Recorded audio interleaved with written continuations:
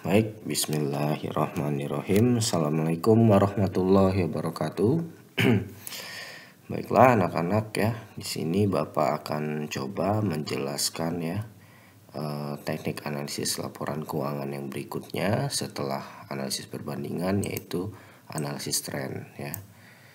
Nah, analisis ini merupakan analisis yang sering ya digunakan ya sebenarnya dalam menganalisis sebuah laporan keuangan ya.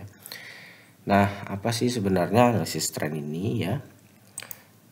Analisis tren ini merupakan sebuah ya jelas teknik analisis yang intinya itu untuk mengevaluasi pertumbuhan anak-anak ya.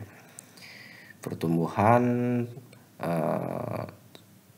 suatu kinerja ataupun pertumbuhan kondisi keuangan atau posisi keuangan yang ada dalam suatu perusahaan, di mana pertumbuhannya itu akan diamati dalam periode yang panjang ya. Panjang ini dalam artian dia nggak hanya membandingkan 2 periode aja ya. Ini bisa mencapai 3 periode, bahkan dia sampai 5 periode ya. Tergantung kebutuhan dari analisisnya ya, berapa lama ya. Jadi intinya adalah untuk mengevaluasi pertumbuhan ya. Nah, teknik analisis ini nanti akan dilakukan dengan cara melihat atau menghitung indeks pertumbuhannya ya. Dimana indeks pertumbuhan ini rumusnya adalah ya tahun pembanding ya, ini dibagi dengan tahun dasarnya ya. Jadi yang namanya pertumbuhan itu jelas pasti ada awal startnya ya.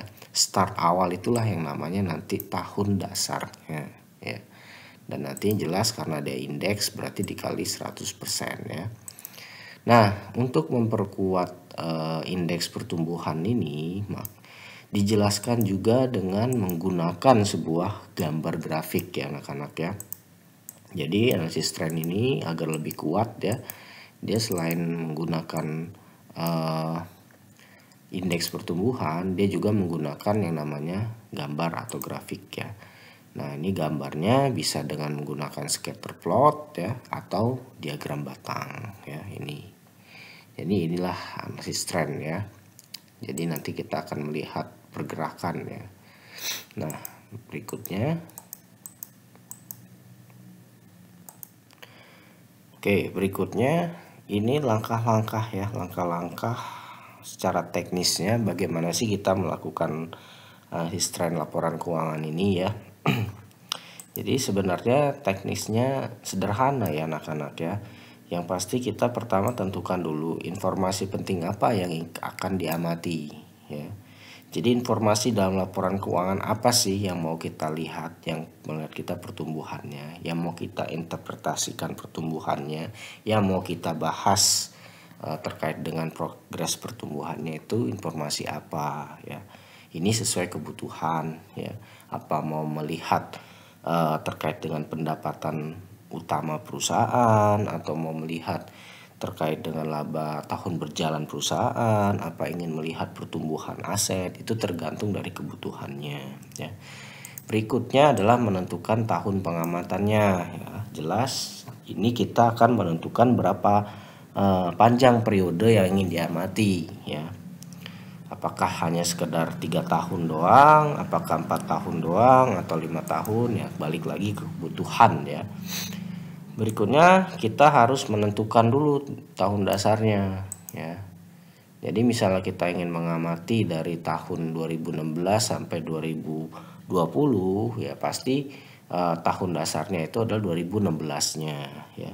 Jadi harus ada tahun dasar pertumbuhannya ya. Nah, setelah ini pokok-pokok ini sudah ditentukan ya, barulah kita masuk ke progres untuk menganalisisnya. Yang jelas pasti kumpulkan dulu data ya, baru dibuat tabulasi datanya ya. Dan tahap collecting ya, collecting dan rekap data itu adalah tabulasi data ya. Setelah data terkumpul dan setelah terekap, barulah kita menghitung angka indeksnya ya. Setelah angka indeksnya sudah jadi, baru kita buat grafiknya. Ini adalah tahap pengolahan data ya. Setelah data diolah ya, yang artinya sudah terhitung angka indeks dan grafiknya udah jadi, barulah kita buat interpretasi hasil olah data. Interpretasi ini maksudnya kita menjelaskan dulu hasil perhitungan indeks dan juga grafiknya itu bagaimana ya. Nah, baru tahap akhirnya adalah pembahasan ya. Pembahasan ini kita yang jelas membahas hasil olah datanya ya. Ini kayak mana dari hasil yang terjadi, ini berarti bagaimana ya. Misalnya kalau lihat dari informasi yang ada di laporan laba rugi, berarti kita bisa membuat menganalisis atau membahas bagaimana pertumbuhan yang ada di laba rugi tersebut dan bagaimana prospeknya ya. Lalu bagaimana maknanya, nah itu masuk di pembahasan ya.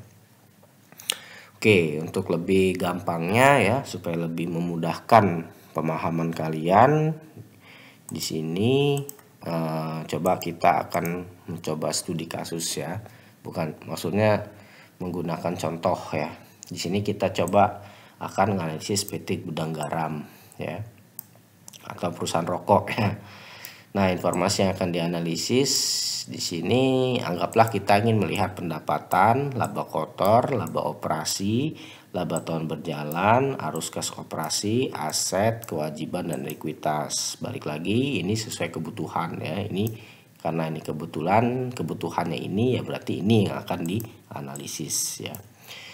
Dan di sini akan dicoba untuk mengamati dari tahun 2017 sampai 2021 ya anak-anak ya.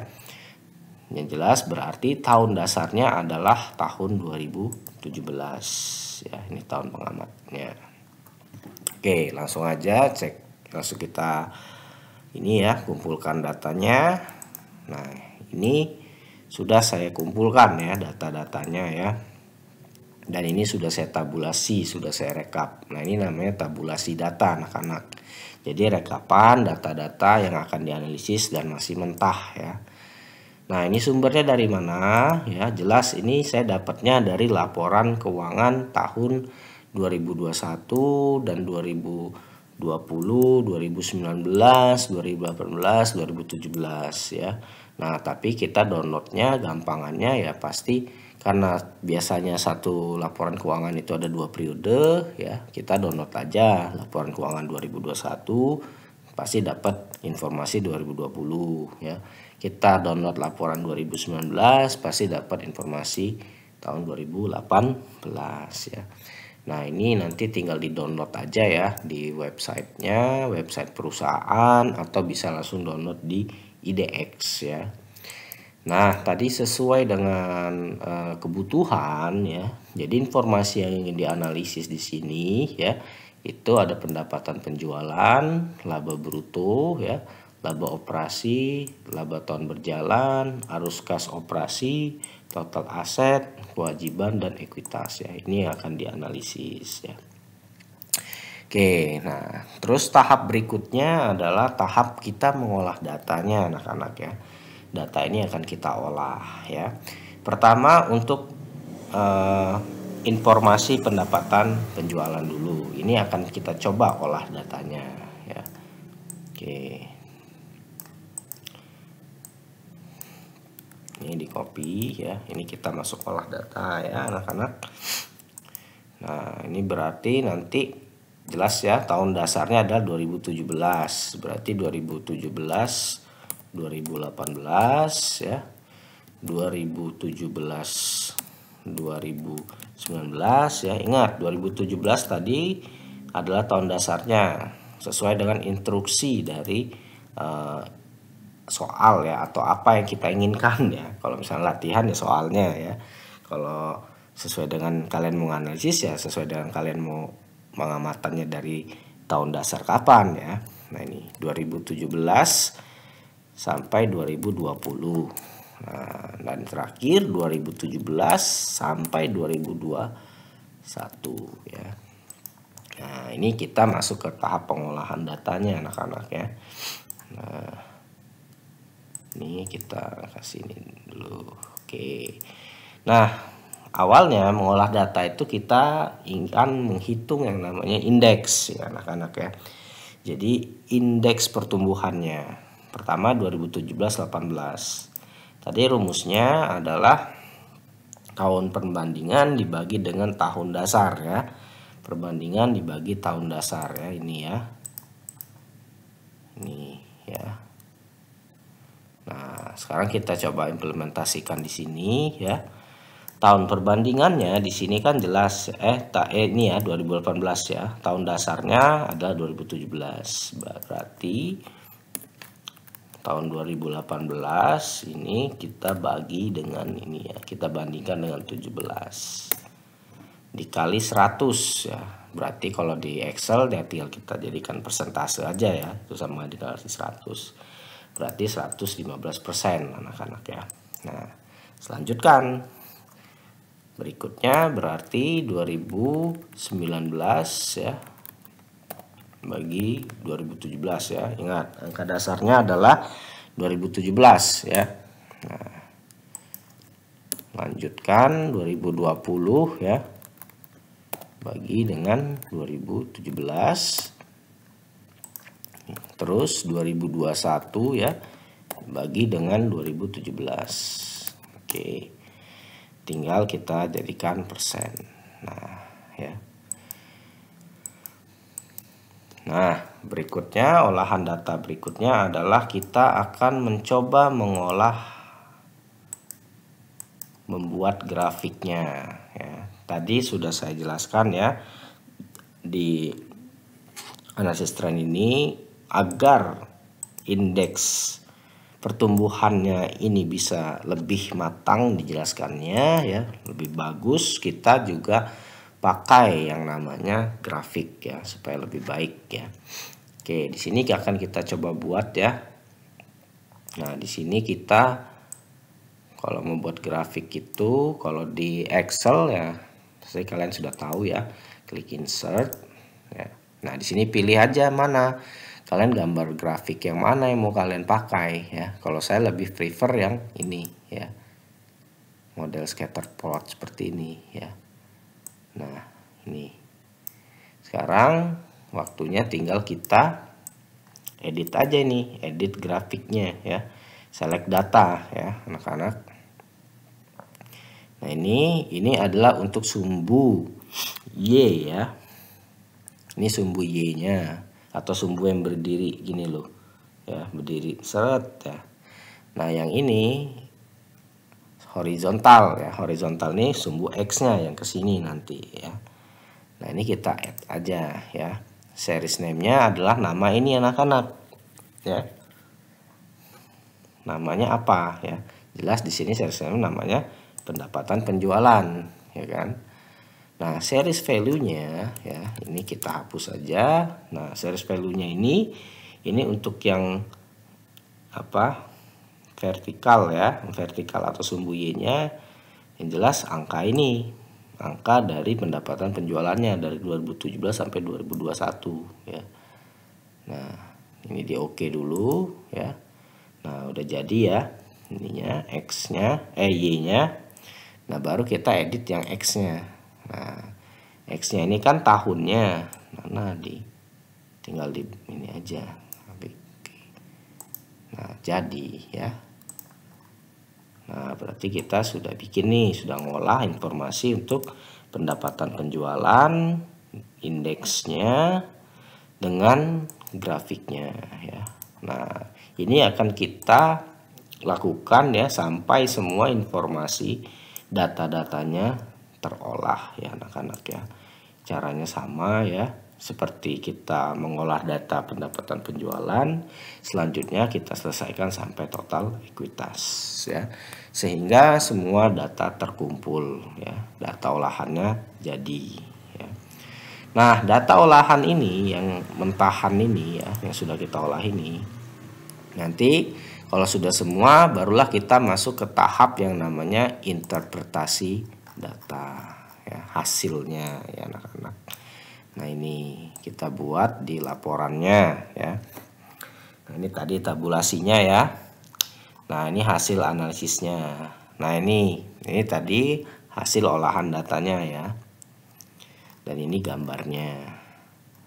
Nah, interpretasi itu maksudnya adalah kita menjelaskan dulu anak-anak ya. Menjelaskan dari hasil olahan data ini ya. Nah, di sini kan jelas ya kalau dari interpretasi hasilnya pendapatan penjualan untuk pertumbuhan 2017 sampai 2018 itu dia indeks pertumbuhannya 115% ya. Lalu untuk pertumbuhan 2017 sampai 2019 ya, indeks penjualannya itu 133%. Artinya apa ya? Yang 115% ini berarti pada tahun 2018 ya, dari 2017 ke 2018 itu terjadi kenaikan sebesar 15% ya. Sedangkan 2017 sampai 2017 itu naik 33% pendapatannya ya. 2017 sampai 2020 itu indeksnya 137%, yang artinya bahwa pendapatan penjualan itu naik 37% dari tahun 2017 ya pembandingnya. Ingat, 2017 adalah angka dasarnya ya, atau tahun dasar perbandingannya. Nah, berikutnya 2021, nah ini naik 150% ya. 150% nih ya dari 2017 ya. Kalau kita lihat ya dari indeks pertumbuhan ini, indeks pertumbuhannya meningkat terus ya anak-anak ya. Berarti dia smooth ya. Pertumbuhannya itu stabil ya, bisa dibilang ya, stabil meningkat ya. Nah, ini kita buktikan juga dengan gambar ya. Gambar pendapatan nih. Nih, ini gambarnya, grafiknya. Ini kelihatan ya, jelas sekali tuh ya. Dia naik ya anak-anak ya. Nah, ini semua nanti akan kita jelaskan ya, semua informasinya ya. Nah, berikutnya laba bruto misalnya. Laba bruto ini ya, kalau kita lihat dari indeksnya ya, ini kita sudah jelaskan misalnya 2017-18 dia 102% ya, berarti naik 2% ya anak-anak ya. 2017-2019 125%, naik berarti naik 25% ya dari tahun 2017. Nah, tapi di sini turun ya, 2017 2020 95%. Nah, kalau dia 95% berarti dia sudah di bawah 100% anak-anak. Dan ini di bawah 100%-nya itu 95, berarti lebih rendah 5% dari tahun 2017 sebenarnya ya, turun dia pertumbuhannya ya. Sama halnya 2017-2021, wah ini turun drastis sekali ya, 78%, artinya dia turun 22% ya dari tahun 2017 ya. Nah, ini lihat nih anak-anak nih, tuh. Ini 2017 ya, 2020, 2021 ini di bawah 2017 ini. Meskipun dia laba, tapi labanya lebih kecil dari 2017 ya. Nah, semakin menurun ya itu. Nah, ini akan diinterpretasikan semuanya anak-anak ya, sampai semua informasi yang kita inginkan kita jelaskan di sini ya. Dibuat ya.